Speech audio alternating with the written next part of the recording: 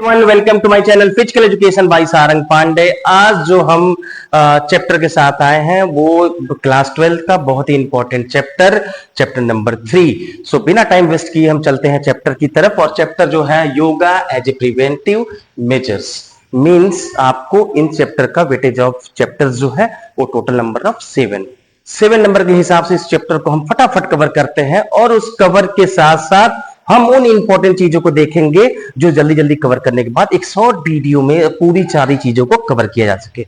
सो चलते हैं बिना टाइम वेस्ट किए अपनी टॉपिक की ओर, ठीक है। सो अभी हम जो ध्यान देंगे इस चैप्टर में बहुत ही बेसिक चीजों पे। सबको पता है कि व्हाट इज योगा, योगा पे बहुत ज्यादा टाइम वेस्ट नहीं करना है। The term yoga comes from Sanskrit word means union. आप देखोगे यूनियन शब्द का मीन से ही सारी चीजों का योगा का आपको समझ में आ जा रहा है। बट नेक्स्ट जो आपको चीजें बहुत डीपली पढ़नी है, बहुत अच्छे से पढ़ना है, जो बहुत अच्छे से कवर करना है, इन बेसिक चीजों को ध्यान आपको देना होगा। क्योंकि जब भी आप देखोगे, जब भी आप कवर करोगे, जब भी चीजें आप स्टार्ट करोगे योगा में, आपको आसन और उसके बेनिफिट्स को ध्यान देना होगा। व्हाट इज आसन? सो आपको आसन पे आज अच्छे से कंसंट्रेट करना होगा। नेक्स्ट जो क्वेश्चंस बनते हैं एग्जाम में, जो भी आपके प्री बोर्ड हो, हाफ ईयरली हो या बोर्ड के मेन एग्जाम हो, आसन से रिलेटेड क्वेश्चंस हमेशा होते हैं। So what is asan? Asan according to Patanjali, according to Swami Vivekananda, according to so बहुत सारे लोगों के हिसाब से यहां डिफिनेशन आसन के दिए हुए हैं। बट आप बेनिफिट्स को बहुत ध्यान से देखिएगा, क्योंकि 2 से 3 चीजों पे अगर आप फोकस कर जाओगे इस चैप्टर को, उन 3 चीजों में बहुत ही कंपाइल करके लिख सकते हो। सो फर्स्ट आप देखोगे, ध्यान दोगे, bones, second muscles, third blood, fourth the size of muscles and leg, and fifth efficiency. इन सब चीजों पे जब आप फोकस करोगे, इसको बहुत ही डीपली जब पढ़ोगे कि bones and joints because strong, इससे क्या बेनिफिट्स होते हैं आसन से, और इन चीजों को क्या हमें करना चाहिए, क्या नहीं करना चाहिए, आपको ध्यान देना होगा और इस चीजों को बहुत ही डीपली पढ़ना होगा। सो बोन्स आपका क्या होना चाहिए? Strong. Second, muscles of the body become stronger, the efficiency. Efficiency के साथ साथ स्ट्रॉन्गर का होना बहुत ज्यादा जरूरी है। सो आपको आसन से ये चीज डेवलप होती है। ब्लड प्योरीफाई मींस ब्लड को एक अच्छा ब्लड सेल्स डेवलप होता है और अच्छी चीजों को वो प्रमोट करता है। The size of the lungs and the chest also in the hands of the body means जो चेस्ट की साइज और एफिशिएंसी है वो डेवलप होती है। सो बहुत सारे बेनिफिट है आसन के।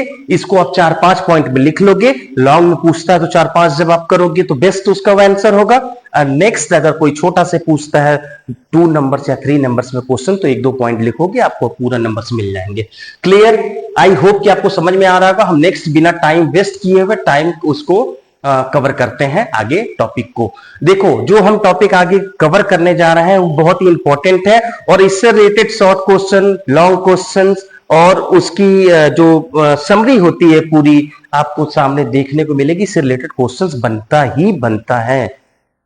सो आपको बिना इधर उधर समय गवाए इसको जरूर कर लेना है, ठीक है। मैं कह रहा हूं तो इसको जरूर कर लेना। So obesity, what is obesity? Obesity क्या है? ओबेसिटी को ध्यान दोगे तो प्रोसीजर, बेनिफिट्स और उसका क्या बेनिफिट्स है। आपको ताड़ासन या जो भी आसन से हम मेंशन है, आपको जरूरत होगी इसकी स्क्रीनशॉट रख लेना। डिस्क्रिप्शन में मैं लिंक दे रखा हूं, वहां से डाउनलोड कर लेना। जैसे भी आपको अच्छा लगे इस चीज को देख लेना, ठीक है। सो इससे रिलेटेड, ओबेसिटी से रिलेटेड कौन से आसन बेनिफिशियल होते हैं, कौन से आसन के करने से बेनिफिट्स है, और ओबेसिटी कैसे क्योर किया जा सकता है वो मेंशन है। Then diabetes, this is very very important topic and point. Procedure क्या है, उसके बेनिफिट्स क्या है। सो प्रोसीजर आप डायबिटीज का लिखने के बाद इस पे टोटल कौन से आसन से क्या क्योर होते हैं और सारी चीजें इसमें ऑलरेडी मेंशन है। हाइपरटेंशन, उसके बाद अस्थमा, उसके बाद बैक पेन, ऐसे ही सारी चीजों को किस आसन से क्योर किया जा सकता है और किससे क्या बेनिफिट है ऑलरेडी मेंशन है। इसको बहुत ज्यादा डिफाइन करने की जरूरत नहीं है। 2-3 पॉइंट देख लोगे, आप उसको लिख लोगे। क्लियर? नेक्स्ट चलते हैं हम अगली तरफ, अगली टॉपिक की तरफ। आई होप कि मेरा वीडियो आपको समझ में आ रहा होगा और धीरे धीरे चीजें हम कवर भी कर लेते हैं, क्योंकि लंबा वीडियो हो जाता तो आप देखोगे नहीं, और आप देखोगे नहीं तो कोई बेनिफिट नहीं है।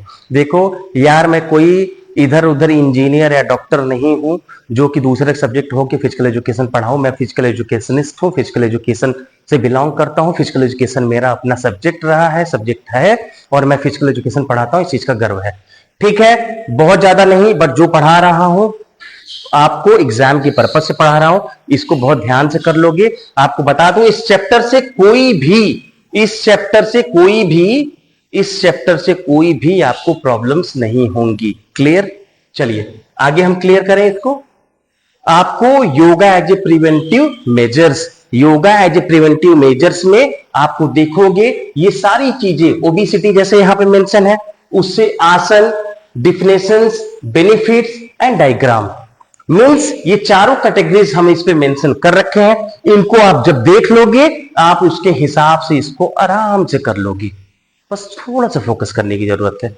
आप जब जाओगे, देखो ओबेसिटी, ताड़ासन, ताड़ासन क्या है? ताड़ासन में सिंपली डिफिनेशंस उसके मेंशन है।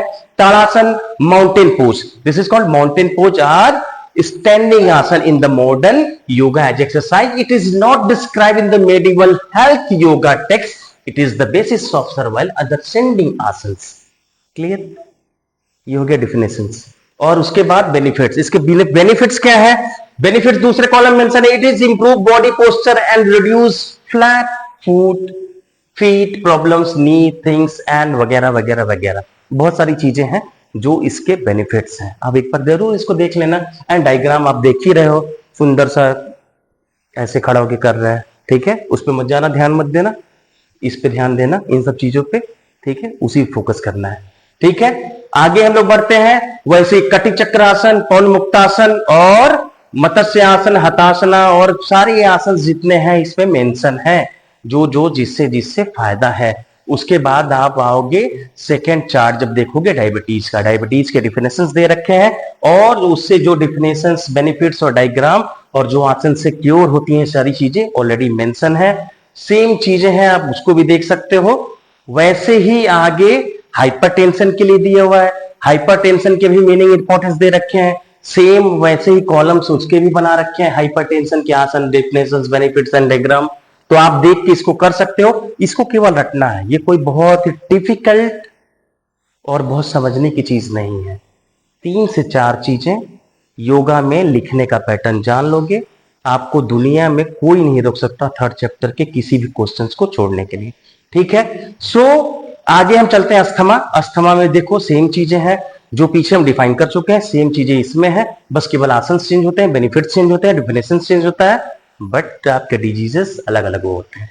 ठीक है, सो आगे बैक पेन से रिलेटेड चीजें हैं। आप देखोगे बैक पेन में कौन सी चीजें नहीं करनी चाहिए, करनी चाहिए, सारी चीजें ऑलरेडी इसमें मेंशन है। बहुत बड़ा चैप्टर नहीं है, बहुत छोटा सा चैप्टर है। आपको लिखने का पैटर्न अच्छा होना चाहिए, आप अच्छे से लिख सको, और इससे ऊपर की कोई चीजें इसमें मेंशन नहीं है। मैं बार बार कह रहा हूं, सीबीएसई क्वेश्चन की जो फ्रेमिंग करता है, सीबीएसई जो क्वेश्चंस बनाता है, वो योगा के डिजीजेस से रिलेटेड क्वेश्चंस को फ्रेम करता है। सो आप लिखने के पैटर्न को 2-3 टॉपिक को अच्छे से कर लो, कैसे लिखते हैं, प्रोसीजर, उसके बेनिफिट्स इंपॉर्टेंट, आप कुछ भी आए लिख लोगे। ठीक है, 2-3 चेप देना यार, कोई बहुत ज्यादा फोकस नहीं करता। ठीक है, चलो आई होप कि आपको वीडियो अच्छा लगी हो, और मैं आगे नेक्स्ट चैप्टर को लेके आऊंगा। Thank you so much. अगर वीडियो अच्छी लगी हो तो लाइक करें, सब्सक्राइब करें, कमेंट करें। जय हिंद, थैंक यू।